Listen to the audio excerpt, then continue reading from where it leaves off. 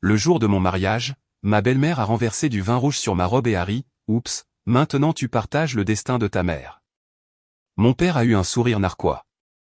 Je n'ai pas crié. J'ai appelé le directeur de la salle au micro. Il a regardé mon père et a prononcé 5 mots qui ont plongé la salle dans le silence. « Monsieur, la carte a été refusée. » Bonjour, je m'appelle Willow Drake, j'ai 28 ans, et voici l'histoire de comment le jour de mon mariage est devenu la répétition publique la plus dévastatrice de l'histoire de la haute société de Boston. Si vous regardez cette vidéo, veuillez vous abonner et me dire d'où vous regardez. Pour comprendre ce qui s'est passé cet après-midi d'octobre au Grand Plaza Hotel, il faut connaître l'empire de la famille Drake. Mon père, Richard Drake, a transformé Drake Construction d'une petite entreprise de sous-traitance en une société de 45 millions de dollars avec plus de 200 employés. Depuis 15 ans, il est le roi du secteur de la construction de Boston, avec des relations dans tous les conseils d'administration et country club de la ville. Ma mère, Eleanor, est décédée quand j'avais 20 ans, il y a maintenant 8 ans. Elle avait été le cœur de notre famille, celle qui gardait papa les pieds sur terre. Mais seulement 2 ans après que le cancer l'ait emporté, Victoria est entrée dans nos vies. Là où maman avait été chaleureuse et authentique, Victoria n'était que angle vif et marque de créateur. Elle se déplaçait dans la société de Boston comme un requin dans l'eau, toujours à la recherche du prochain symbole de statut à dévorer. Et moi, je suis devenu invisible. Malgré mon diplôme d'architecture du MIT et mon poste dans un petit cabinet où je gagnais 85 000 $ par an, aux yeux de mon père, je n'étais qu'une autre employée de bas niveau qui avait constamment besoin de correction. Chaque dîner du vendredi dans leur manoir de Bécon, il me rappelait ma place dans la nouvelle hiérarchie familiale. Victoria dépensait 50 000 $ par mois en virée shopping. J'avais vu les relevés de cartes de crédit qu'elle laissait traîner nonchalamment. Pendant ce temps, elle faisait des remarques acerbes sur mes robes Zara et mes chaussures Target. « Willow, ma chérie, » disait-elle en examinant son nouveau sac Hermès à 35 000 $. « Tu es une Drake. Ne devrais-tu pas t'habiller comme telle ? Le pire ? » Mon père acquiesçait. « Tu devrais apprendre de Victoria à te présenter, ma chérie. L'image est importante dans notre monde. » Dans leur monde ? Peu importe. J'étais le fantôme à leur festin, le rappel d'un passé que Richard voulait oublier. Ces dîners du vendredi étaient des exercices d'endurance. 3 semaines avant mon mariage, j'étais assise à leur table en marbre italien importé, poussant du saumon dans mon assiette, pendant que Victoria tenait le crachoir sur son dernier triomphe, un gala de charité où elle avait renchéri sur la femme du maire pour un collier Tiffany. 28 000 $, annonça-t-elle en touchant les diamants à son cou. Patricia Morrison était absolument verte de jalousie. Vous auriez dû voir son visage quand j'ai levé ma pancarte. Richard la regardait avec admiration. C'est ma fille. Montre-leur de quoi les Drake sont faits. Je suis restée silencieuse, comme toujours. Mais ce soir-là, Victoria a tourné son attention vers moi. Willow, ma chérie, que portes-tu au gala des Peyton le mois prochain ? S'il te plaît, dis-moi que ce n'est pas une autre de ces... Elle fit un geste vague vers ma robe, une simple robe fourreau noire que je trouvais professionnelle, point tenue de bureau. Je n'avais pas prévu d'y aller, dis-je doucement. Pas y aller ? La fourchette de Richard claqua contre son assiette. C'est l'événement social de la saison. Tous les grands promoteurs y seront. J'ai une date limite pour un projet. C'est exactement ton problème, interrompit Victoria, sa voix dégoulinant d'une fausse sollicitude. Tu te caches derrière tes petits dessins pendant que les vraies affaires se font lors de ces événements. Pas étonnant que tu sois toujours coincé dans ce cabinet sans nom. Brennan Associates est respecté. Par qui ? Je n'ai jamais entendu personne en parler au club. Elle se tourna vers Richard. Honnêtement, mon chéri, parfois je me demande si Willow veut même faire partie du succès de cette famille. La mâchoire de Richard se crispa. Ta mère serait déçue, Willow. Elle comprenait l'importance des relations. La cruauté d'invoquer le souvenir de maman pour soutenir les plans de Victoria me retourna l'estomac. Mais j'ai simplement hoché la tête, ravalé ma colère et compté les minutes jusqu'à ce que je puisse partir. Pourquoi est-ce que je revenais sans cesse ? C'est ce que je me demandais chaque vendredi soir. L'humiliation finale est arrivée 2 semaines plus tard. Drake Construction avait décroché un projet d'hôtel de 120 millions de $ à Back Bay, le plus grand de l'histoire de l'entreprise. J'avais passé plus de 200 heures à créer une proposition de design sur mon temps libre, intégrant une architecture durable à l'esthétique classique de Boston. C'était ma chance de prouver ma valeur au-delà de mon nom de famille. La réunion du conseil d'administration était prévue pour mardi à 14 heures. Je suis arrivé en avance, mon portfolio et mes documents de présentation parfaitement préparés. Mais lorsque je suis entré dans la salle de conférence, Victoria était déjà là, discutant avec les membres du conseil comme de vieux amis. « Oh, Willow » dit-elle en me jetant à peine un regard. « J'ai bien peur qu'il y ait eu un changement. Nous avons décidé de faire appel à l'équipe de design de Hartman International à la place. Mais le conseil devait examiner ma proposition. Ma chérie, c'est un vrai projet, pas un devoir scolaire. » Elle sourit aux membres du conseil, qui se sentirent mal à l'aise. « Je suis sûr que tes petits croquis sont charmants, mais Hartman a de l'expérience avec les propriétés de luxe. Tu comprends, n'est-ce pas? Tu conçois de si jolis logements pour la classe moyenne. » Je regardais mon père, qui était assis en bout de table, étudiant son téléphone. « Papa ?» Il ne leva même pas les yeux. Victoria a raison. Ce projet nécessite une expertise éprouvée. Je suis resté là, tenant 200 heures de travail, regardant Victoria jeter mon portfolio non ouvert dans la corbeille à papier à côté de sa chaise. « La réunion commence dans 5 minutes, annonça-t-elle. Je suppose que tu as du vrai travail à faire chez. Comment ça s'appelle, Brennan? Ce soir-là, seul dans mon appartement, j'ai ouvert mon ordinateur portable pour trouver un email inattendu de Margaret Sullivan, marqué « Confidentiel, succession d'Eleanor Drake ». Mes mains tremblaient en lisant l'objet, concernant votre héritage, délai urgent. Tout était sur le point de changer. Pouvez-vous y croire? Un père qui laisse sa femme démolir le travail de sa fille sans même y jeter un œil. Mais attendez, vous n'avez pas encore entendu parler du secret que ma mère a gardé pendant 8 ans. Si vous voulez savoir comment Victoria et Richard ont finalement payé pour leur cruauté, assurez-vous de vous abonner et d'activer la cloche de notification. Croyez-moi, la justice qui les attend est plus satisfaisante que vous ne pouvez l'imaginer. Ce même soir, Marcus est venu avec des plats chinois à emporter et m'a trouvé en train de fixer l'email de Margaret Sullivan. Marcus n'était pas seulement mon petit ami depuis 3 ans. C'était un avocat spécialisé en fusion et acquisition qui avait vu assez de drames familiaux d'entreprise pour en reconnaître un qui se préparait. « Laisse-moi deviner » dit-il en posant la nourriture. Encore un dîner du vendredi désastreux. Pire, ils ont jeté ma proposition pour Back B sans même l'ouvrir. Je lui ai montré l'email. Et maintenant, ça. Marcus le lut attentivement, son expression devenant sérieuse. Willow, ça vient de Sullivan & Associates. Il ne s'occupe pas de simple succession. Quoi que ta mère t'ait laissé, c'est important. Il avait raison sur plus que le cabinet d'avocats. Au cours de l'année écoulée, Marcus m'avait doucement poussé à prendre mes distances avec ma famille toxique. Il avait même suggéré que nous déménagions à New York, où son cabinet lui avait offert un poste de direction. On pourrait prendre un nouveau départ, dit-il en prenant ma main. Fini les dîners du vendredi. Fini Victoria.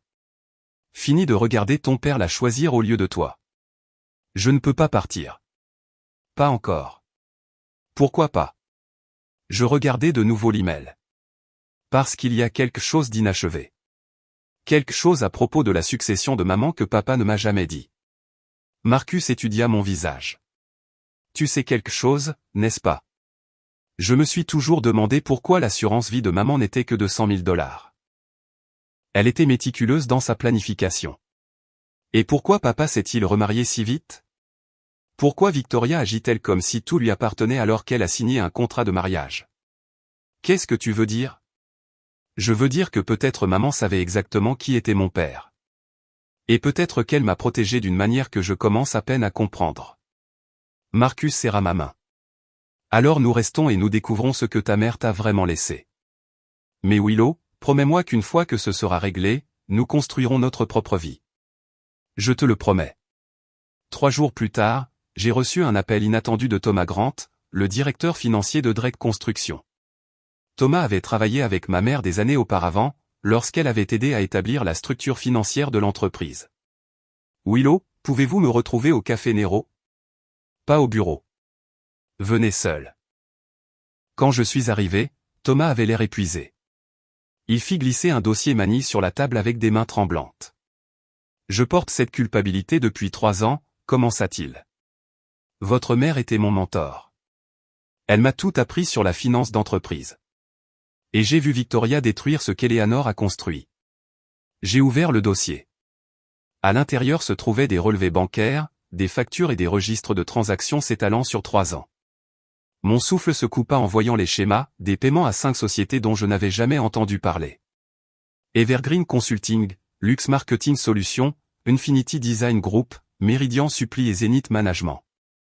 Ce sont des sociétés écrans, expliqua Thomas, tout enregistré au nom de Relations de Victoria. Regardez les montants. Les chiffres étaient stupéfiants. 240 000 $ ici, 380 000 $ là. Des dizaines de transactions totalisant. J'ai dû calculer 2 fois pour y croire. 8,7 millions de dollars, confirma Thomas. En 3 ans. Comment a-t-elle? Votre père signe tout ce qu'elle lui met sous le nez. Il est tellement entiché qu'il ne les lit même pas. Mais Willow, ce n'est pas seulement l'argent de l'entreprise. La moitié de cela provenait de comptes que votre mère avait établis. Des fonds destinés aux pensions des employés et à votre fonds d'éducation. Mes mains se crispèrent. Elle a volé l'héritage de maman. J'ai des copies de tout. Ernst & Young pourrait le vérifier de manière indépendante si nécessaire, mais je prends un risque énorme en vous le disant. Pourquoi maintenant? Thomas croisa mon regard. Parce que Margaret Sullivan m'a appelé hier. Elle a dit que vous étiez sur le point d'apprendre quelque chose qui change tout, et que lorsque ce sera le cas, vous aurez besoin de ces preuves. Les pièces du puzzle se mettaient en place, mais je ne voyais toujours pas l'image complète. Le cabinet d'avocats de Margaret Sullivan occupait tout le 40e étage de la Prudential Tower. Lorsque je suis entré le lendemain matin, son assistante m'a immédiatement escorté jusqu'à une salle de conférence où Margaret attendait avec un épais dossier juridique. Willow, merci d'être venu. Veuillez vous asseoir. Ce que je vais vous dire va être choquant. Elle ouvrit le dossier, révélant des documents portant la signature de ma mère et de multiples sceaux officiels. Il y a 8 ans, 2 mois avant son décès, votre mère a restructuré sa succession. Elle possédait 52% de Drake Construction. Des parts datant de l'époque où elle a aidé votre père à démarrer l'entreprise. Ces parts n'ont jamais été transférées à Richard. Elles ont été placées dans une fiducie pour vous. Mon monde bascula. 52%? Mais papa a toujours dit. Votre père a menti. Les parts sont devenues vôtres à votre 21e anniversaire, il y a 7 ans. Cependant, il y a une disposition cruciale. Vous devez les réclamer formellement avant votre 29e anniversaire, sinon Richard acquiert le droit de les racheter au prix de 1990, les volant essentiellement pour une bouchée de pain. Mon 29e anniversaire est dans 3 mois. Exactement. Votre mère soupçonnait Richard de se remarier rapidement et d'essayer de vous le cacher. Elle avait raison. Margaret sortit un autre document. J'ai gardé le testament original ainsi que 5 copies notariées pendant 8 ans, comme Eleanor l'a demandé. Elle a dit, quand Willow en aura besoin, elle le saura. Donc, je suis l'actionnaire majoritaire depuis 7 ans. Chaque réunion du conseil d'administration sans vous était techniquement illégale. Chaque décision majeure nécessitait votre approbation. Richard a vécu sur du temps emprunté. Je pensais à toutes les humiliations, les rejets, les fois où il s'était moqué de mon petit boulot, tout en dépensant de l'argent qui était en partie le mien. Margaret, pouvons-nous réclamer les parts sans les avertir? Elle sourit. Votre mère a posé la même question. La réponse est oui, mais le timing est primordial. Quand voulez-vous frapper? À mon mariage. Ce dîner du vendredi, j'ai attendu que le dessert soit servi, le moment préféré de Victoria pour tenir le crachoir, avant de faire mon annonce. Marcus et moi avons fixé une date, le 15 octobre, dans 2 mois. La cuillère de Victoria claqua contre sa crème brûlée. 2 mois? C'est impossible. Le Plaza a besoin d'au moins 6 mois. Alors, n'est-ce pas une chance que vous ayez des relations aussi impressionnantes? Je souris doucement. À moins que vous n'ayez exagéré votre influence. Richard leva les yeux de son téléphone. C'est plutôt soudain, Willow. Marcus a eu une promotion. Nous voulons célébrer cela correctement. De plus, je me tournais vers Victoria, vous dites toujours que je ne sais pas comment marquer les esprits. Voici ma chance d'apprendre. Les yeux de Victoria brillèrent. J'avais parfaitement appâté l'hameçon. Eh bien, dit-elle lentement, je suppose que je pourrais faire jouer quelques faveurs. Le Grand Plaza a la plus belle salle de bal de Boston, mais ce ne sera pas donné. Au moins 400 000 $ pour le genre de mariage digne du nom Drake. Parfait. Et nous devrons inviter tous les membres du conseil, les partenaires commerciaux de papa, les investisseurs du projet de Back Bay. Toutes les personnes importantes. Tout le monde? Richard fronça les sourcils. C'est au moins 350 personnes. C'est aussi la fin du 3e trimestre, ajoutai-je nonchalamment. La réunion trimestrielle du conseil est le 14 octobre. Le timing permettrait à tout le monde d'assister aux 2 événements. Victoria rayonnait presque. Oh, c'est parfait. Je m'occupe de tout. Nous montrerons à la société de Boston ce qu'est la véritable élégance. Le mariage de la fille de Patricia Morrison ressemblera à un barbecue dans le jardin en comparaison. C'est très généreux de votre part, dis-je. Je suis sûr que vous le rendrez inoubliable. Si seulement elle savait à quel point il serait vraiment inoubliable. Le 15 octobre serait le jour où l'Empire Drake changerait de main, et Victoria serait l'architecte de sa propre destruction. Victoria se lança dans l'organisation du mariage avec la ferveur d'un général préparant une guerre. En une semaine, elle avait réquisitionné tout mon mariage, et je l'ai laissé faire. Cette Vera Wang est parfaite, annonça-t-elle au salon de la mariée, choisissant une robe à 15 000 $ sans me demander mon avis. Les perles rendront magnifiquement sur les photos des pages mondaines du globe. Elle réserva l'orchestre symphonique de Boston pour 50 000 $. Les fleurs, toutes des orchidées et des roses blanches, coûtèrent 30 000 $ de plus. La dégustation du menu au Grand Plaza coûta 1 200 $ par personne pour du bœuf wagyu et du homard thermidor. Nous ne planifions pas seulement un mariage, déclara Victoria à son assistante. Nous créons l'événement social de la saison. Je veux que chaque personne qui a rejeté ma demande d'adhésion au country club voie ça. Cela révélait tout. Il y a 3 ans, le Brookline Country Club avait discrètement refusé l'adhésion de Victoria. Depuis, elle essayait d'acheter sa place dans la vieille société de Boston. Marcus observait avec amusement sa spirale de dépenses excessives. Elle dépense au moins 450 000 $, calcula-t-il. Pense-t-elle que cela lui permettra enfin d'être acceptée? Elle pense que mon mariage est son couronnement, répondis-je. Laisse-la faire. La liste des invités s'allongeait de jour en jour. Victoria invita tous les PDG, toutes les matrones de la société, tous les chroniqueurs mondains de Boston. Elle s'arrangea même pour qu'un photographe du Boston Business Journal couvre l'événement. Tes petites amies de ce cabinet peuvent s'asseoir au fond, m'informa-t-elle en examinant les plans de table. Nous avons besoin que les personnes importantes soient visibles sur les photos. J'acquiesçai docilement, cachant ma satisfaction alors qu'elle assemblait sans le savoir le public parfait pour sa propre chute. Chaque personne qu'elle voulait désespérément impressionner serait témoin de son humiliation. Tu es étonnamment coopérative, observa-t-elle avec méfiance. Vous avez raison, Victoria. Il est temps que j'apprenne à être une vraie Drake. Son sourire était venimeux. Enfin. Pendant que Victoria orchestrait sa grande production, Marcus et moi construisions discrètement notre forteresse financière. Son expertise en droit des sociétés s'est avérée inestimable alors que nous établissions 3 sociétés à responsabilité limitée offshore par des voies tout à fait légales. Nous devons protéger tes actifs personnels avant que tu ne réclames les parts, expliqua Marcus, les doigts volants sur son clavier. Une fois que tu seras l'actionnaire majoritaire, Richard pourrait essayer de te poursuivre en justice pour en prendre le contrôle. En 2 semaines, nous avons déplacé 15 millions de $ des comptes en fiducie de ma mère, auxquels Margaret m'avait aidé à accéder. De l'argent dont Richard ignorait même l'existence. Les fonds sont passés par les îles Caïmans, puis la Suisse, pour finalement atterrir sur des comptes sécurisés qu'il ne pouvait pas toucher. Thomas Grant nous a rencontrés secrètement au bureau de Marcus un soir, apportant des codes d'autorisation bancaire de l'entreprise. En tant que directeur financier, je peux geler les comptes de Drake Construction à des fins d'audit pour une durée maximale de 72 heures, expliqua-t-il. Mais le timing doit être parfait. 15 octobre, 15h30, dis-je, juste après la grande entrée de Victoria, juste avant le paiement de la réception. Thomas hocha la tête. Les cartes de crédit de l'entreprise seront refusées.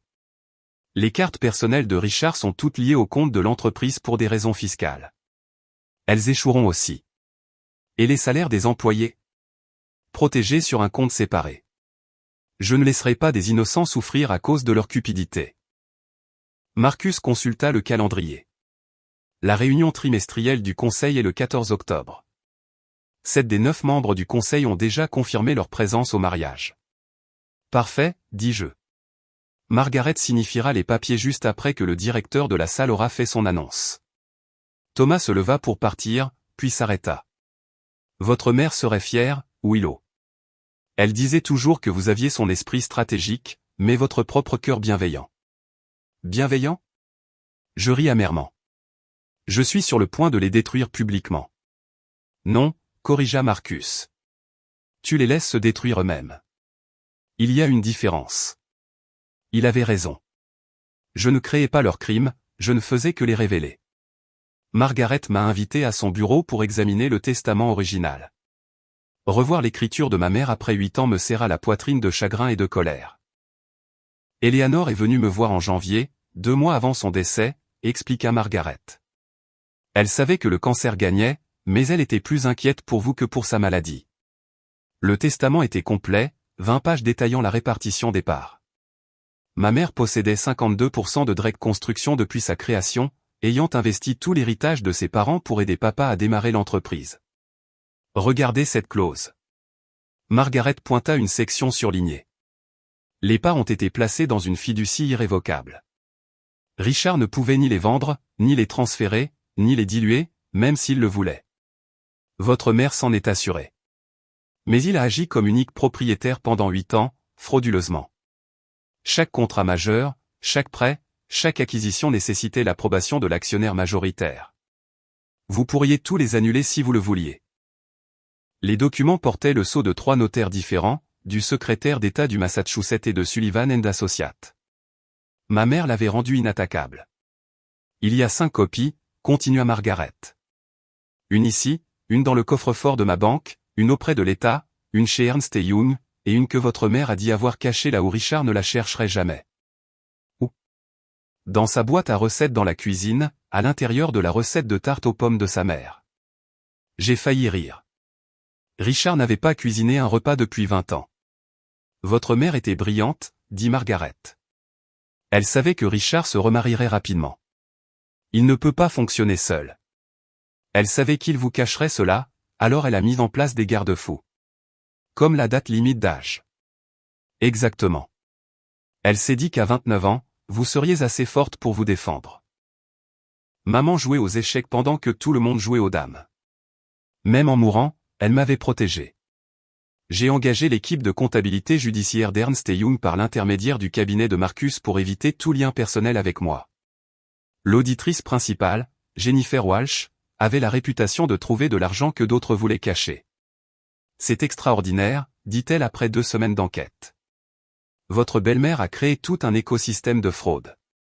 Les preuves étaient accablantes. 47 transactions frauduleuses sur 36 mois, chacune soigneusement structurée pour rester juste en dessous du seuil de 500 000 $ qui nécessitait une approbation spéciale du conseil. La signature de Victoria apparaissait sur chacune d'entre elles. Regardez cette chaîne de mai. Jennifer me montra l'écran de son ordinateur portable. Elle correspond avec les 5 sociétés écrans depuis son email personnel. Elle n'a même pas essayé de le cacher correctement. Les sociétés écrans remontaient toutes à la colocataire de Victoria à l'université dans le Delaware, une femme nommée Patricia Hanley, qui avait été payée 50 000 $ pour les enregistrer. Les factures concernaient des services jamais rendus, des consultations qui n'ont jamais eu lieu, des campagnes marketing qui n'existaient pas, des fournitures jamais livrées. Le plus flagrant, Jennifer sortit un autre document, c'est qu'elle facture à Drake Construction 75 000 $ par mois pour des services de design d'intérieur pour le bureau. Le bureau n'a pas été redécoré depuis 5 ans. Pouvez-vous prouver que Richard savait? Il a signé les chèques. Mais regardez, elle me montra des comparaisons de signatures, la moitié de ces signatures sont des faux, et même pas de bons. Elle a signé en son nom. C'est de la fraude électronique. Un crime fédéral. Exactement. Le FBI serait très intéressé par cela. J'ai demandé à Jennifer de préparer 5 copies du rapport complet, prêtes à être distribuées au mariage. Chacune contenait suffisamment de preuves pour détruire Victoria 10 fois. Quand voulez-vous publier cela? Demanda Jennifer. Le 15 octobre. Envoyez-le par email à chaque membre du conseil, au Boston Business Journal et au FBI à 15h45 précise. C'est précis. C'est le moment où tout le monde regardera. 3 semaines avant le mariage, j'ai commencé à recevoir un soutien inattendu. Cela a commencé avec Robert Fitzgerald, le plus ancien membre du conseil d'administration de Drake Construction, qui m'a abordé dans un café. Willow, j'ai bien connu votre mère. C'était elle le vrai cerveau derrière le succès de Drake. Il fit glisser une carte de visite sur la table. Quand vous serez prête à faire des changements, vous aurez mon vote. Qu'est-ce qui vous fait penser que les habitudes de dépenses de Victoria, la négligence de Richard, votre intérêt soudain pour un mariage grandiose. Votre mère a élevé une stratège. En quelques jours, 2 autres membres du conseil m'ont contacté. Patricia Blackwood m'a appelé directement. Cette femme saigne l'entreprise à blanc. Nous attendions que quelqu'un ayant qualité pour agir se manifeste. David Smith, le plus récent membre du conseil, a été plus direct. J'ai vu les sociétés écrans. J'ai engagé mon propre enquêteur il y a 6 mois, mais sans un actionnaire majoritaire, nous sommes impuissants. Combien de votes ai-je? 7 sur 9. Si vous avez vraiment les parts d'Eleanor, Richard et Victoria ne peuvent pas voter sur leur propre licenciement. Le journaliste principal du Boston Business Journal, Michael Torres, m'a contacté par l'intermédiaire de Marcus. Je suis sur la piste des irrégularités de Drake Construction depuis 2 ans. Si vous préparez quelque chose, je veux l'accès exclusif. Vous aurez plus que ça, ai-je promis. Soyez simplement à mon mariage avec un photographe. Même James Morrison, le directeur du Grand Plaza, m'a prise à part lors d'une visite des lieux. Mademoiselle Drake, j'ai déjà eu affaire à votre belle-mère. S'il y a des problèmes de paiement le jour de votre mariage, sachez que je les gérerai avec professionnalisme. Il pourrait y avoir des complications, admis-je prudemment. Il sourit. Je gère des événements mondains depuis 30 ans. J'ai vu toutes sortes de drames familiaux. Donnez-moi juste un signal si vous avez besoin que je fasse une annonce.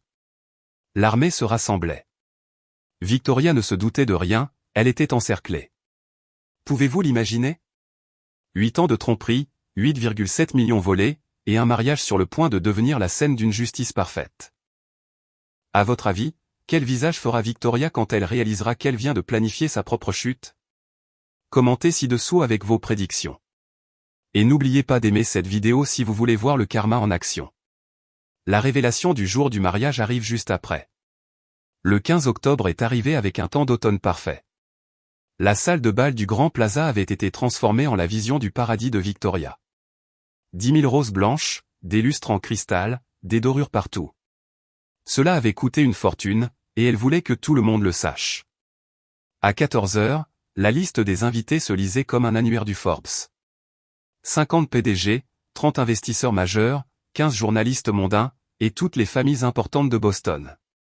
Victoria avait même réussi à faire venir le lieutenant-gouverneur. Victoria elle-même portait un tailleur Chanel à 25 000 $, des diamants dégoulinant de ses oreilles et de son cou. Elle se déplaçait dans la foule comme une reine, s'assurant que tout le monde la remarque.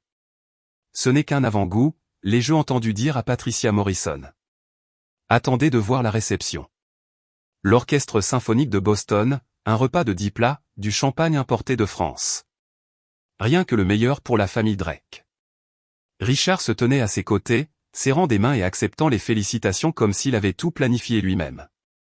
Son smoking sur mesure coûtait probablement plus que le salaire mensuel de la plupart des gens. Votre belle-mère s'est surpassée, me commenta le juge Harrison. Cela a dû coûter une fortune. Environ 450 000 $, répondis-je nonchalamment. Elle a insisté pour avoir le meilleur. Ses sourcils se haussèrent. C'est substantiel. Le photographe du Boston Business Journal prenait déjà des photos. Michael Torres s'était parfaitement positionné pour capturer à la fois la grandeur et ce qui allait suivre. Thomas Grant croisa mon regard de l'autre côté de la pièce et tapota subtilement sa montre. Tout était en place. Les comptes de l'entreprise seraient gelés dans exactement 1 heure. Marcus serra ma main. Tu es magnifique, murmura-t-il, et remarquablement calme pour quelqu'un sur le point de faire exploser une bombe. Ce n'est pas une bombe, corrigeai-je. C'est la justice, et elle se fait attendre depuis 8 ans. La marche nuptiale commença. Il était temps pour le premier acte de la dernière performance de Victoria. La cérémonie s'est déroulée parfaitement. Marcus et moi avons échangé nos vœux pendant que Victoria se pavanait au premier rang, s'assurant que les photographes capturent ses fausses larmes. À 15h15, nous prenions des photos de famille près de la fontaine. Souriez, tout le monde, cria le photographe. Une de plus avec juste la mariée et ses parents. Victoria s'avança avec empressement, tenant un verre de vin rouge qu'elle avait pris à un serveur qui passait. Richard se tenait de mon autre côté, déjà en train de consulter son téléphone. « Oh, Willow » dit Victoria assez fort pour que les invités à proximité l'entendent. « Tu ressembles tellement à ta mère aujourd'hui. C'est presque troublant. » Elle s'approcha, soi-disant pour ajuster mon voile. Puis, avec un mouvement qui semblait accidentel mais était absolument délibéré, elle renversa son verre entier de Cabernet Sauvignon sur le devant de ma robe à $15 000. Le vin s'étala comme du sang sur la soie blanche et les perles. Des halètements s'élevèrent de la foule. Des téléphones apparurent instantanément, enregistrant tout. Oups, rit Victoria, n'essayant même pas de cacher sa satisfaction. Maintenant, tu partages le destin de ta mère. Elle est morte en ayant l'air tout aussi pathétique. La cruauté de la chose, invoquer ma mère décédée tout en détruisant ma robe de mariée, aurait dû me briser. Au lieu de cela, je suis resté parfaitement immobile pendant 10 longues secondes, regardant directement le visage triomphant de Victoria pendant que 350 personnes regardaient en silence horrifié. Richard a même gloussé. Les accidents arrivent, ma chérie. Victoria, aide-la à nettoyer. Oh non, dit Victoria, toujours souriante. Je pense que la tâche ajoute du caractère. De plus, nous devons commencer la réception. On ne peut pas faire attendre l'orchestre symphonique de Boston. J'ai enfin parlé, ma voix portant clairement. Merci, Victoria. Tu viens de rendre tout cela tellement plus facile. Son sourire vacilla légèrement. Rendre quoi plus facile? Tu le verras dans environ 10 minutes. Je n'ai pas couru. Je n'ai pas pleuré. Je n'ai même pas élevé la voix. Au lieu de cela, je suis resté là dans ma robe ruinée, le vin dégoulinant encore sur le sol en marbre, et j'ai souri. Mesdames et messieurs, annoncez-je à la foule stupéfaite, veuillez vous rendre dans la salle de bal. Nous avons une annonce importante avant le début du service du dîner. Les yeux de Victoria se plissèrent. Quelle annonce? Je n'ai rien à prouver. Vous avez raison, Victoria. Vous ne l'avez pas fait. Je me tournai vers James Morrison, qui attendait mon signal. Il hocha la tête et se dirigea vers le système de sonorisation de la salle de bal. Marcus apparut à mes côtés avec ma robe de réception, une simple mais élégante tenue de rechange que j'avais cachée dans le bureau du directeur. 3 minutes, murmura-t-il. Thomas vient de confirmer que le gel est effectif. Pendant que je me changeais dans une pièce annexe, j'entendais la foule bourdonner de spéculations. La voix de Victoria s'éleva au-dessus des autres. Je ne sais pas ce qu'elle prépare, mais je ne la laisserai pas gâcher cette réception. Margaret Sullivan était déjà en position près de la scène, sa mallette à la main. Le photographe du Boston Business Journal était passé en mode vidéo. 7 membres du conseil s'étaient stratégiquement placés dans la pièce. Quand je suis revenu dans ma robe propre, Victoria était au micro, essayant de reprendre le contrôle. Tout le monde, veuillez vous asseoir. Le service de champagne va commencer. James Morrison s'approcha du micro, son visage professionnellement neutre. Excusez-moi, Madame Drake. Il y a une affaire urgente qui requiert l'attention de Monsieur Drake. Pas maintenant, aboya Richard. Nous sommes sur le point de porter un toast. J'ai bien peur que cela ne puisse pas attendre, monsieur. La voix de James portait parfaitement à travers le système de sonorisation. Cela concerne le paiement de l'événement d'aujourd'hui. La salle tomba dans le silence.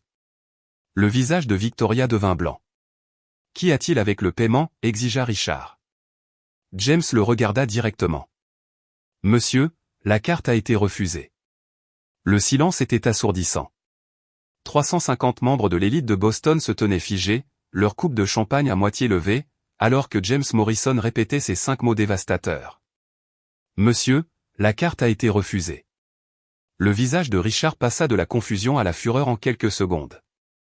C'est impossible. Réessayez. Nous avons essayé 3 fois, Monsieur Drake.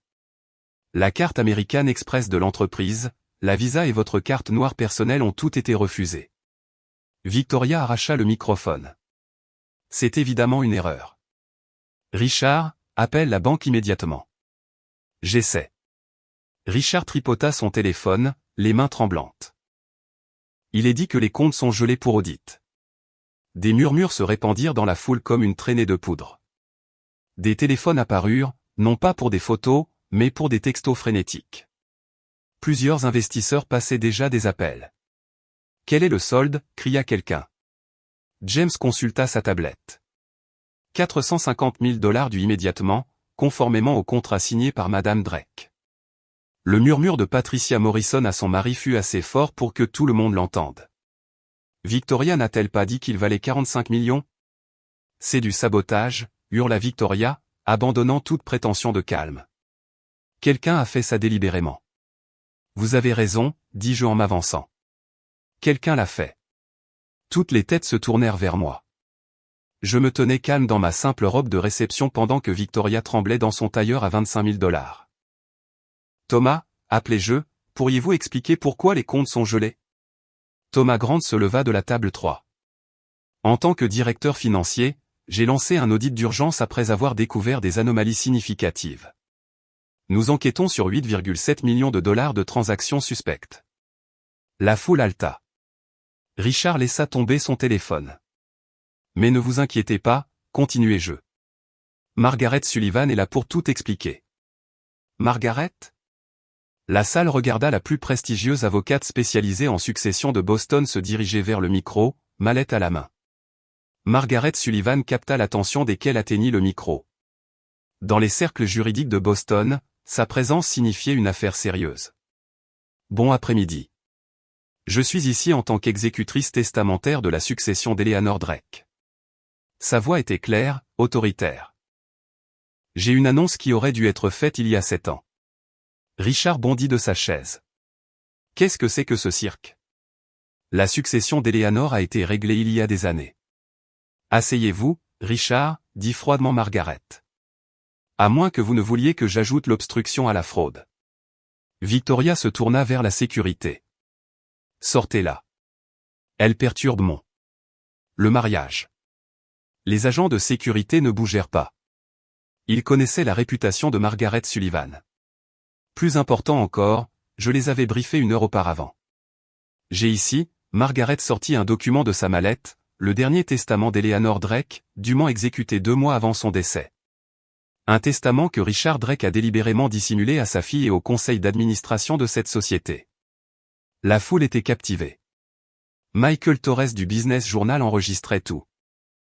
Selon ce document, Willow Drake a hérité de 52% des parts de Drake Construction, détenues en fiducie jusqu'à son 21e anniversaire.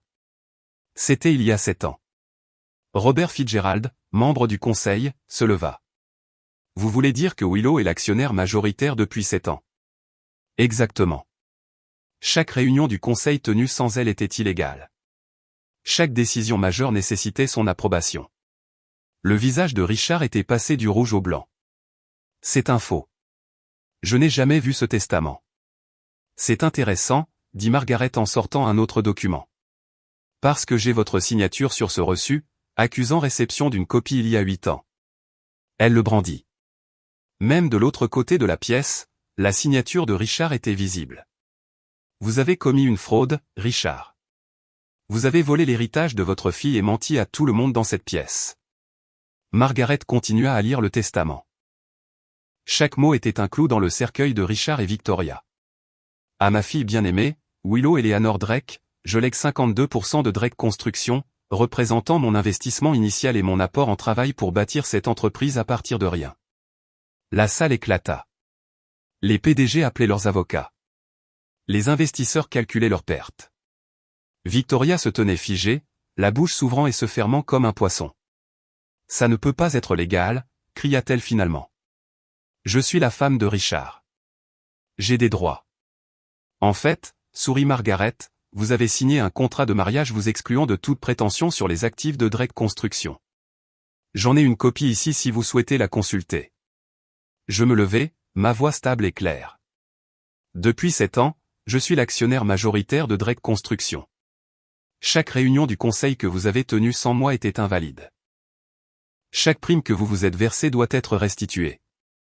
Robert Fitzgerald et 6 autres membres du conseil se levèrent. Nous reconnaissons Willow Drake comme actionnaire majoritaire, annonça Robert. Nous demandons une réunion immédiate du conseil. Vous ne pouvez pas faire ça, cria Richard. J'ai bâti cette entreprise. Avec l'argent de maman, corrigez-je. Son héritage a tout financé. Vous n'étiez que la façade pendant qu'elle était le cerveau. Thomas Grant sortit son ordinateur portable. J'ai préparé un audit complet. En plus des comptes gelés, nous avons découvert que Victoria a détourné 8,7 millions de dollars par le biais de sociétés écrans. Jennifer Walsh d'Ernst & Young se leva de la table 7. Je peux le confirmer. Nous avons documenté 47 transactions frauduleuses. Le FBI a été informé. Les jambes de Victoria la lâchèrent. Elle s'effondra sur une chaise alors que toute l'étendue de sa situation la frappait. Chaque personne dans cette pièce est un témoin, dis-je. Vous êtes fini. Je me dirigeai vers le micro, passant devant Victoria, qui était assise, abasourdie, sur sa chaise. Toute la salle regardait pendant que je prenais le contrôle. En tant qu'actionnaire majoritaire de Drake Construction, j'ai autorisé le gel de tous les comptes de l'entreprise à 15h30 aujourd'hui, dans l'attente d'une enquête approfondie. L'audit a révélé une fraude massive perpétrée par Victoria Drake. Je fis un signe de tête à Jennifer Walsh, qui connecta son ordinateur portable à l'écran de projection. Soudain, les preuves furent affichées pour que tout le monde puisse les voir. Factures, virements bancaires, chaîne de mai. Evergreen Consulting, Lux Marketing, Infinity Design Group, toutes des sociétés écrans enregistrées au nom de l'associé de Victoria, Patricia Hanley. 8,7 millions de dollars volés en 3 ans. La foule haleta à chaque transaction révélée. Plusieurs personnes prenaient des photos de l'écran. Ce sont des informations privées, hurla Victoria. Vous ne pouvez pas montrer ça. En fait, en tant qu'actionnaire majoritaire, je le peux. Et le FBI sera très intéressé par ces comptes offshore au Caïmans, Victoria. Richard retrouva enfin sa voix. Tu as planifié ça. Tu nous as laissé organiser tout ce mariage. Vous l'avez organisé, corrigez-je. Vous avez dépensé 450 000 dollars que vous n'aviez pas pour impressionner des gens qui savent maintenant exactement ce que vous êtes. Michael Torres leva la main. Mademoiselle Drake, allez-vous porter plainte? Cela dépend de leur coopération. Victoria a 72 heures pour restituer les fonds volés. Richard a 24 heures pour démissionner de son poste de PDG. C'est de l'extorsion, beugla Richard. Margaret Sullivan rit. Non, Richard. L'extorsion, c'est de cacher l'héritage de sa fille tout en vivant de son argent. Ceci, c'est la justice. Le photographe du Boston Business Journal a parfaitement capturé le visage dévasté de Richard. Le lendemain matin, tout le Massachusetts connaîtrait la vérité sur le scandale de la famille Drake. Maintenant, dis-je calmement, devrions-nous continuer avec la réception? Ne vous inquiétez pas pour la facture, je paierai avec mon propre argent. La détresse de Victoria était pénible à voir. Elle se jeta sur Margaret, essayant de lui arracher le testament des mains. C'est un faux. Ça doit être un faux. Elle a même essayé de déchirer le document, mais Margaret a simplement brandi une autre copie. J'ai 5 copies notariées, Victoria. Voulez-vous essayer de les détruire toutes? Victoria se tourna vers la foule, le mascara coulant sur ses joues. Vous me connaissez tous. J'ai fait des dons à vos œuvres de charité. J'ai assisté à vos galas. Ce n'est qu'une belle fille jalouse qui essaie de... Qui essaie de quoi? Interrompit Patricia Morrison. De récupérer ce qui lui revenait de droit? Nous venons tous de voir les preuves. Victoria. Richard m'a forcé à le faire. Victoria pointa soudainement son mari du doigt. Il a tout signé. Il était au courant des sociétés écrans. La mâchoire de Richard tomba. Espèce de sorcière menteuse. Tu m'as dit que c'était des fournisseurs légitimes. Ils se retournèrent l'un contre l'autre instantanément, des années de fausse dévotion s'évaporant en quelques secondes. Tu étais bien content de dépenser l'argent, lui cria Victoria. Tu as falsifié ma signature. Tu savais que ta fille possédait la majorité des parts, et tu l'as cachée. La foule regardait comme si c'était un dîner spectacle. Quelqu'un a même commencé à manger sa salade. Victoria tenta une dernière manœuvre désespérée. Elle sortit son téléphone et essaya d'appeler son avocat. Bradley. Bradley, j'ai besoin de toi au Grand Plaza immédiatement. Le visage de Victoria se décomposa. Pourquoi ne répond-il pas? Parce que j'ai engagé son cabinet hier, dit Marcus en douceur. Conflit d'intérêts. Il ne peut plus vous représenter. Ce fut le coup de grâce. Victoria se tenait là, son tailleur de créateur froissé, son maquillage détruit, tout son monde soigneusement construit en ruine. S'il te plaît, me murmura-t-elle. S'il te plaît, ne fais pas ça. C'est toi qui t'es fait ça à toi-même, répondis-je. Je n'ai fait que le révéler. Robert Fitzgerald prit les choses en main avec l'autorité de quelqu'un qui attendait ce moment. Je convoque une réunion d'urgence du conseil d'administration de Drake Construction. 7 des 9 membres sont présents, ce qui constitue un quorum. Vous ne pouvez pas tenir une réunion du conseil à un mariage, protesta Richard. Nous pouvons la tenir n'importe où avec le quorum requis, corrigea David Smith. Willow, en tant qu'actionnaire majoritaire, déclarez-vous cette réunion ouverte? Oui. Patricia Blackwood se leva. Je propose la révocation de Richard Drake de son poste de PDG avec effet immédiat pour manquement à l'obligation de fiduciaire et fraude. Appuyez, dirent 3 membres du conseil simultanément. Tous en faveur? 7 mains se levèrent. Richard et Victoria ne pouvaient pas voter sur leur propre licenciement. Proposition adoptée, annonça Robert. Richard Drake, vous êtes démis de vos fonctions de PDG de Drake Construction. L'avocat de l'entreprise, qui avait été invité, documentait déjà tout sur son téléphone. C'est juridiquement contraignant, confirma-t-il. Je déposerai les documents lundi matin. Je propose en outre, continua Patricia, de nommer Thomas Grant au poste de PDG par intérim pendant que nous cherchons un remplaçant permanent. Appuyez. Tous en faveur? Un autre vote unanime.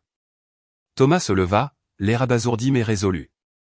J'accepte, et ma première action est de confirmer les conclusions de l'audit judiciaire. Victoria Drake sera poursuivie dans toute la mesure de la loi, à moins qu'une restitution complète ne soit effectuée dans les 72 heures. J'ai bâti cette entreprise, rugit Richard une dernière fois. Non, dis-je fermement. Maman l'a bâtie. Vous n'avez fait que vous en attribuer le mérite. Et maintenant, c'est fini. La sécurité se mit enfin en mouvement, non pas pour expulser Margaret, mais pour escorter Richard et Victoria vers la sortie. Attendez, criai-je. Vous oubliez quelque chose. Ils se retournèrent. La facture. 450 000 $, du maintenant. Margaret avait les documents de règlement prêts. Elle les avait rédigés des jours auparavant, anticipant ce moment. Victoria, vous avez 2 choix, signer cet accord pour restituer les 8,7 millions de dollars dans les 72 heures, ou faire face à des accusations fédérales de fraude électronique, de détournement de fonds et de faux. Les mains de Victoria tremblaient en lisant le document. Je n'ai pas autant de liquidités. Alors vous devrez liquider des actifs. La maison de Beacon Hill, votre collection de bijoux, les voitures, tout. Richard, fais quelque chose. Richard rit amèrement. Avec quoi? Tu les as entendus. Je suis au chômage depuis 5 minutes. Margaret se tourna vers Richard. Votre accord est différent. Renoncez à toutes les prétentions sur Drake Construction, acceptez une réduction de 75% de votre pension pour compenser les dommages, et acceptez de ne plus jamais utiliser le nom Drake dans de futures entreprises. C'est tout. Vous me laissez sans rien. Vous aurez une pension de 100 000 $ par an, corrigea Thomas. C'est plus que ce que la plupart des gens gagnent, bien que significativement moins que les 400 000 $ que vous attendiez. Si vous ne signez pas, ajoutez-je, nous engagerons des poursuites pénales pour fraude et manquement à l'obligation de fiduciaire. Le choix vous appartient. Ils n'avaient pas le choix. Avec 350 témoins et des preuves documentées, ils étaient piégés. Victoria signa la première, les larmes détruisant le reste de son maquillage. Richard suivit, sa signature tremblante de rage. Une dernière chose, dit Margaret. Une ordonnance restrictive. Il vous est interdit de contacter Willow sans sa permission explicite. Ils signèrent cela aussi. Sortez, dis-je doucement. Tous les deux. Et Victoria. Cette allocation shopping mensuelle de 50 000 $. C'est fini pour toujours. Alors que la sécurité les escortait dehors, Patricia Morrison commença à applaudir lentement. Bientôt, toute la salle applaudissait. La justice servit à la température parfaite. Avec le départ de Richard et Victoria, l'atmosphère s'est complètement transformée. Je me tenais au micro, regardant les 350 visages qui venaient d'assister au mariage le plus dramatique de l'histoire de Boston. Mesdames et messieurs, la réception de mariage va se poursuivre comme prévu. L'orchestre symphonique de Boston est là. La nourriture est exceptionnelle, et le champagne est déjà au frais. La seule différence, dis-je, c'est que je paie avec mon propre argent. De l'argent qui m'a toujours appartenu de droit. La foule éclata en applaudissements sincères cette fois. Marcus me rejoignit à l'hôtel que nous avions installé pour notre cérémonie de réception. On le fait correctement maintenant? À 16 heures, nous avons de nouveau échangé nos alliances. Cette fois, entourés de gens qui nous respectaient vraiment. Pas de fausses larmes de Victoria. Pas de regard méprisant de Richard. Juste des témoins honnêtes de notre amour. Avant de célébrer, annoncez-je, je veux clarifier quelque chose. Drake Construction sera désormais géré de manière éthique. Les fonds de pension volés seront restitués. Les 50 employés que Victoria a licenciés pour réduire les coûts se verront offrir de reprendre leur poste. Nouveaux applaudissements. Plusieurs investisseurs se sont immédiatement approchés de Thomas pour exprimer leur soutien. Et une dernière chose. Je sortis mon téléphone et transférai $50 000 sur le champ. Ceci ira à la Boston Women's Architecture Foundation, à la mémoire d'Eleanor Drake. Le juge Harrison leva sa coupe de champagne. À la justice. À la justice. Firent écho 350 voix. L'orchestre symphonique de Boston commença à jouer, et pour la première fois en 8 ans, j'eus l'impression de pouvoir vraiment respirer. Marcus m'entraîna sur la piste de danse et je ris. Un vrai rire. Aucun regret? Demanda-t-il. Aucun. Maman serait fière. Elle le serait. Tu n'as pas seulement récupéré ton héritage. Tu as récupéré ta vie. La fête continua jusqu'à minuit, devenant légendaire comme le mariage où la justice fut servie en plat principal. À 6 heures le lendemain matin, l'histoire avait explosé dans les médias de Boston. Michael Torres avait travaillé toute la nuit pour publier son exclusivité dans l'édition en ligne du Boston Business Journal. Le titre disait « L'héritière Drake récupère son empire, un coup d'éclat le jour du mariage révèle des années de fraude ». Marcus le lut à voix haute au petit déjeuner. Dans un renversement de situation stupéfiant dont ont été témoins 350 membres de l'élite des affaires de Boston, Willow Drake a révélé qu'elle était la propriétaire majoritaire légitime de Drake Construction depuis 7 ans, pendant que son père et sa belle-mère perpétraient une fraude massive. L'article comprenait des photos, le visage choqué de Victoria lorsque la carte a été refusée, la rage de Richard pendant le vote du conseil, et moi, calme dans ma simple robe de réception, prenant le contrôle de mon entreprise. À midi, l'histoire avait été partagée 50 000 fois. #Boston Wedding Justice était en tendance. Les journalistes financiers de Bloomberg et du Wall Street Journal appelaient pour des interviews. Le cours de l'action de Drake Construction, qui avait stagné sous la direction de Richard, a bondi de 12% à l'annonce de la nomination de Thomas Grant au poste de PDG. Regarde ça. Marcus me montra son téléphone. 5 grandes entreprises de construction avaient déjà contacté Thomas pour des partenariats, excités par la promesse d'une direction éthique. Les comptes de médias sociaux de Victoria étaient détruits dans les commentaires. Son nombre d'abonnés sur Instagram est passé de 100 000 à 3 000 en une seule journée. Quelqu'un avait même créé un mème de son moment de déversement de vin avec la légende « Quand le karma a un timing parfait ». Les 5 sociétés écrans faisaient l'objet d'une enquête fédérale cet après-midi-là. Patricia Henley avait déjà accepté de coopérer avec les autorités en échange de l'immunité. « Vous avez changé le monde des affaires de Boston », m'a dit Michael Torres lors d'une interview de suivi. D'autres conseils d'administration mettent déjà en place une surveillance plus stricte à cause de ce que vous avez exposé. Bien, répondis-je. Personne ne devrait avoir à attendre 8 ans pour obtenir justice. La chute de Victoria fut rapide et complète. En 72 heures, elle avait tout liquidé pour rembourser les 8,7 millions de dollars. Le pantouse de Bacon il s'est vendu pour 3,2 millions. Sa collection de bijoux, ces précieux symboles de statut qu'elle avait exhibés, a rapporté 2,8 millions de plus aux enchères. Les voitures suivirent. La Bentley, la Mercedes, le Range Rover. Puis l'art, les fourrures, la garde-robe de créateur. Elle a dû tout vendre. Patricia Morrison se délectait de le raconter à tout le monde au country club. Elle vit maintenant dans un 2 pièces à Worcester, travaillant comme agent immobilier pour une petite agence. Vous imaginez? Mais le coup le plus dur est venu d'une source inattendue. Le premier ex-mari de Victoria, dont elle avait divorcé il y a 15 ans, a vu la couverture médiatique et a intenté un procès. Apparemment, elle avait également caché des actifs lors de leur divorce. Elle a prétendu être pauvre pour éviter la pension alimentaire, a déclaré son avocat à la presse. Maintenant, nous savons qu'elle avait des millions cachés à l'étranger, même à l'époque. Son compte Instagram, autrefois rempli de vacances de luxe et de butin de créateurs, est devenu silencieux. Le dernier message avant sa suppression était inondé de commentaires d'anciens amis prenant leur distance. Les country clubs pour lesquels elle s'était embattue ont tous révoqué son adhésion. Le conseil d'administration de l'œuvre de charité où elle siégeait a discrètement demandé sa démission. Les événements mondains pour lesquels elle vivait. Son nom était mystérieusement absent de toutes les listes d'invités.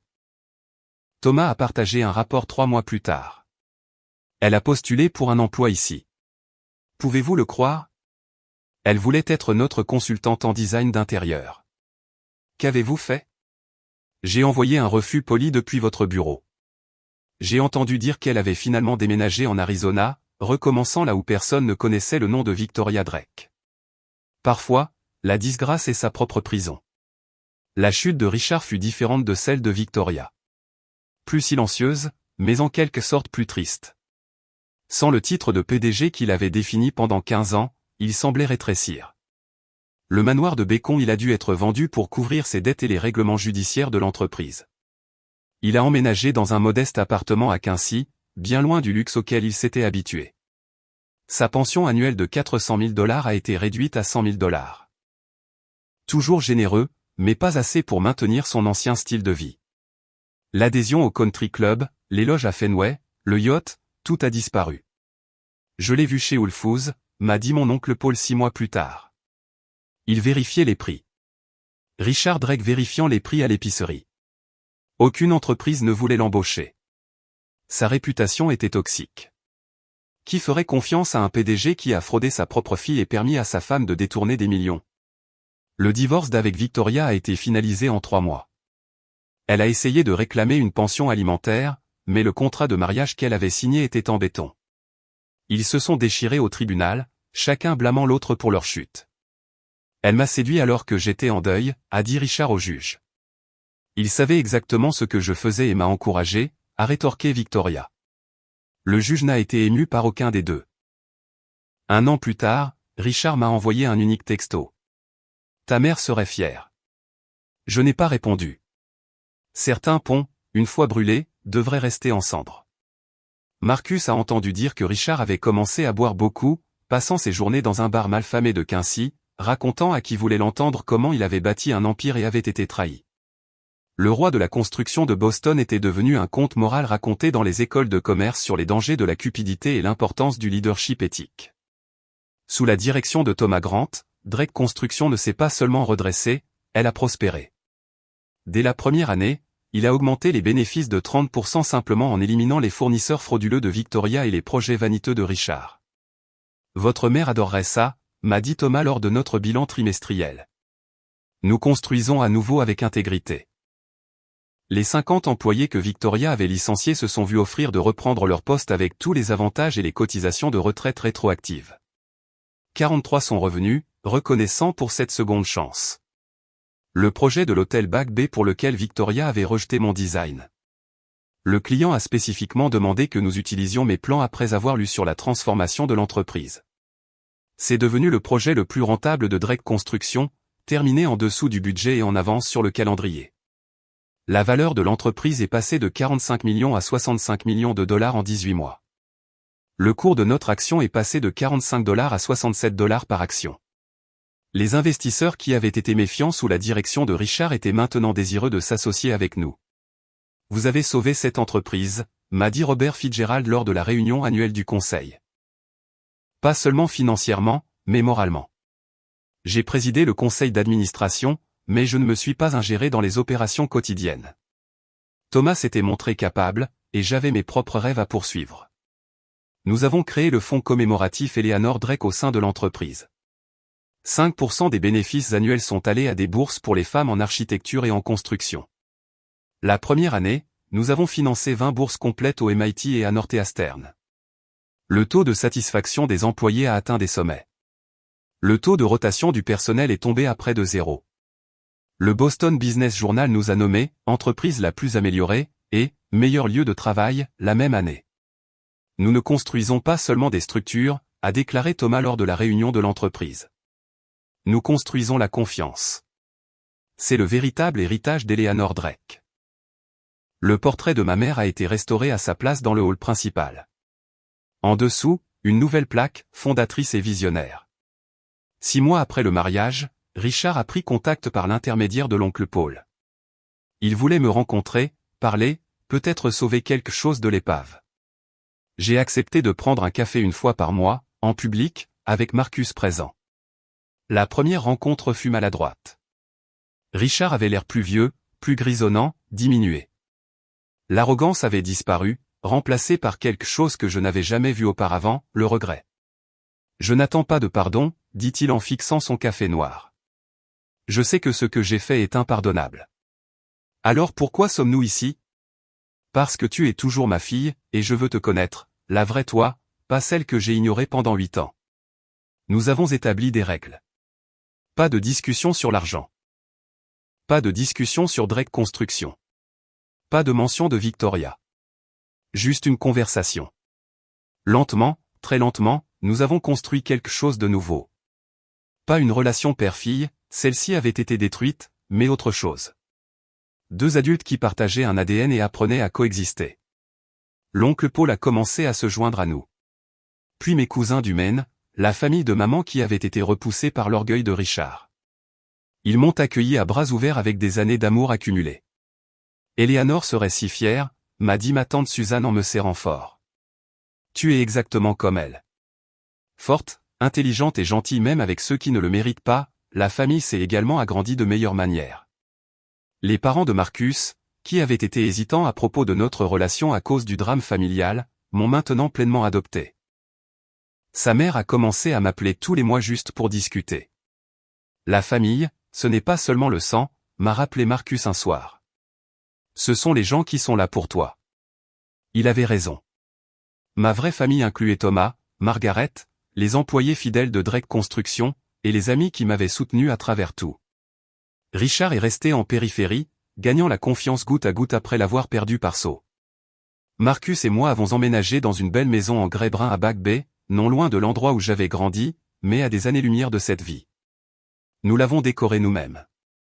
Pas de décorateur d'intérieur facturant des honoraires fantômes, juste notre goût et notre amour pour en faire un foyer. Marcus est devenu associé dans son cabinet en moins d'1 an, se spécialisant dans les cas de fraude d'entreprise. Tu as inspiré un changement de carrière, plaisanta Théil. Il s'avère que je suis doué pour attraper les criminels en col blanc.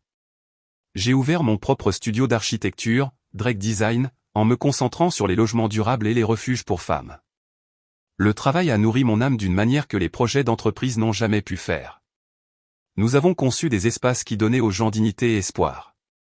1 an après le mariage, j'ai découvert que j'étais enceinte. Marcus a pleuré quand je le lui ai dit, puis a immédiatement commencé à planifier des rénovations pour une chambre d'enfant. Notre fille ne doutera jamais de sa valeur, a-t-il promis, la main sur mon ventre qui s'arrondissait. Elle saura qu'elle est aimée, appréciée et puissante dès le premier jour. Nous l'avons nommée Eleanor, en l'honneur de ma mère. Elle avait les yeux de Marcus et ma détermination, évidente dès son premier cri féroce. J'ai réduit mon travail à 4 jours par semaine, refusant de répéter les erreurs de mon père. Le succès ne signifiait rien si l'on manquait les premiers pas, les premiers mots, le premier jour d'école de son enfant. Tu souris plus maintenant, a observé Marcus un dimanche matin alors que je jouais avec Eleanor dans notre jardin. De vrais sourires, pas ceux, polis, que tu portais comme une armure. Il avait raison. Le poids que j'avais porté pendant 8 ans avait disparu.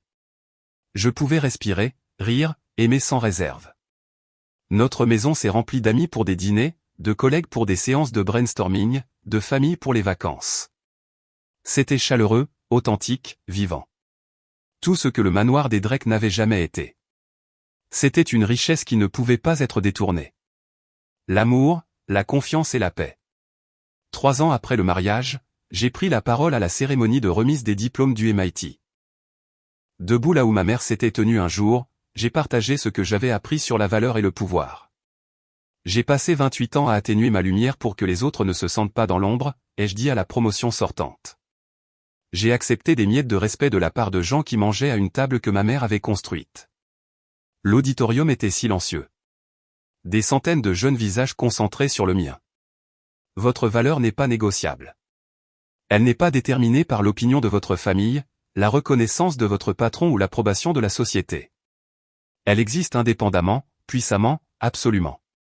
J'ai parlé du danger du silence, de la façon dont ma nature pacifique avait été interprétée comme de la faiblesse. La préparation l'emporte toujours sur la confrontation. Pendant qu'il se moquait de moi, je documentais tout. Le silence n'est pas de la soumission. Parfois, c'est de la stratégie. Le discours est devenu viral, partagé par des femmes qui avaient été diminuées, négligées, sous-estimées. Des messages ont afflué du monde entier. Des filles confrontées à des parents toxiques, des employés faisant face au vol en milieu de travail, des gens trouvant du courage dans mon histoire. J'ai commencé une thérapie après le mariage, travaillant sur les traumatismes de l'enfance avec le docteur Martinez. Vous avez été parentifié, a-t-elle expliqué. Après la mort de votre mère, vous vous êtes senti responsable de maintenir la paix, même à vos propres dépens. La guérison n'a pas été linéaire. Certains jours, j'entendais encore la voix de Victoria qualifier mon travail de « petit croquis ». Certaines nuits, je rêvais que mon père la choisissait à nouveau à ma place. Mais chaque matin, je me choisissais moi-même. J'ai choisi de construire au lieu de démolir, de créer plutôt que de détruire, d'aimer malgré la trahison. La meilleure vengeance n'est pas du tout la vengeance, ai-je dit à un journaliste. C'est de construire une vie si belle, si authentique, que leur opinion devient sans importance. Ma valeur n'avait jamais eu besoin de leur validation. Il m'a juste fallu 28 ans pour le réaliser. La fondation Eleanor Drake a été lancée à l'occasion de ce qui aurait été le 60e anniversaire de ma mère. 2 millions de dollars par an pour les femmes en architecture, avec un accent particulier sur les filles de mères célibataires qui comprennent la difficulté de construire quelque chose à partir de rien. La première boursière, Maria Santos, a pleuré en recevant la nouvelle. Ma mère fait des ménages pour payer le loyer. Maintenant, je peux étudier l'architecture sans la noyer sous les dettes. 50 bourses la première année. Chaque bénéficiaire a reçu non seulement de l'argent, mais aussi du mentorat, des stages chez Drake Construction et un réseau de soutien que ma mère aurait adoré fournir. Nous avons restauré le portrait de maman dans le hall de Drake Construction, mais nous en avons également commandé un nouveau pour les bureaux de la fondation. On l'Y voix souriante, tenant des plans, regardant vers un horizon plein de possibilités.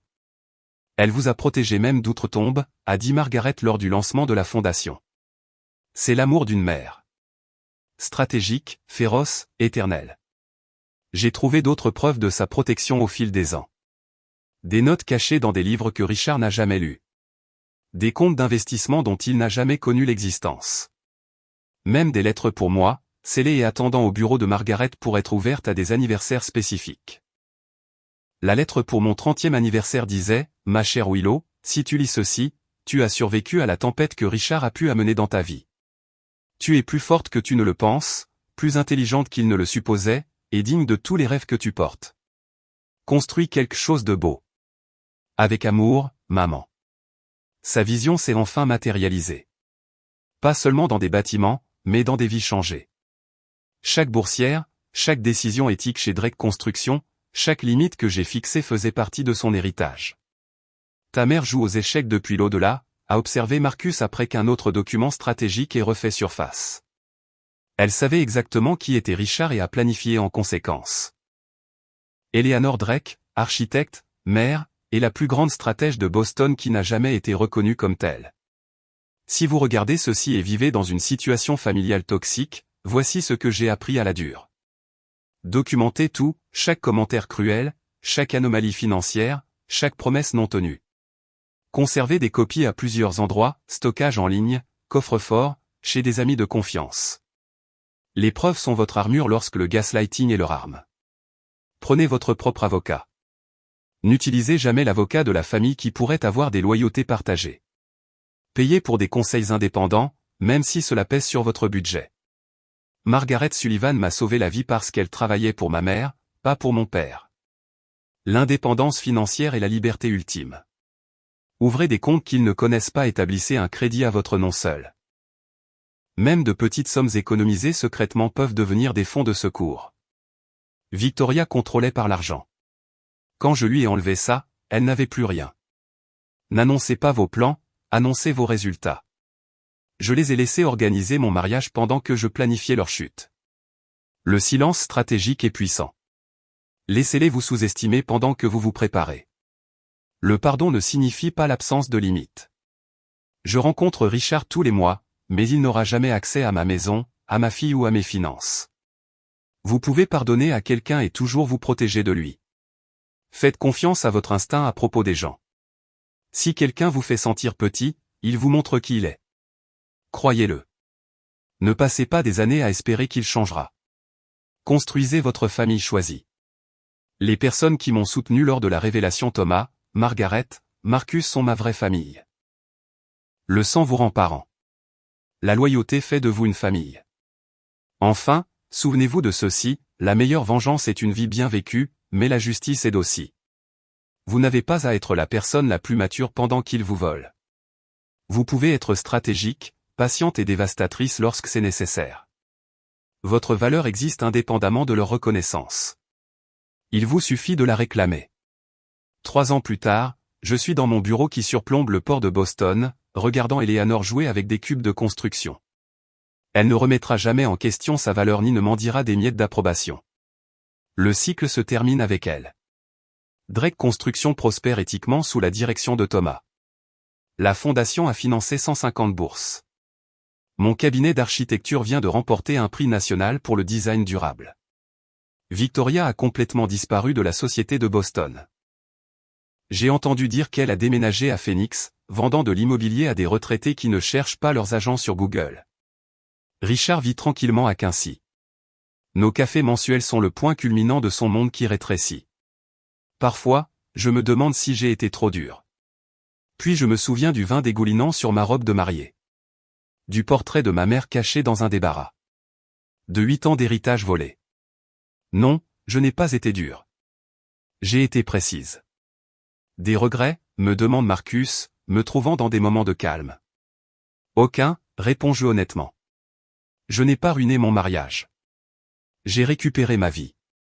Le soleil d'octobre se couche sur Boston, peignant le ciel de la couleur des possibles. Quelque part, ma mère sourit. Elle savait que je trouverais mon chemin jusqu'à ce moment. Puissante, libre et enfin chez moi.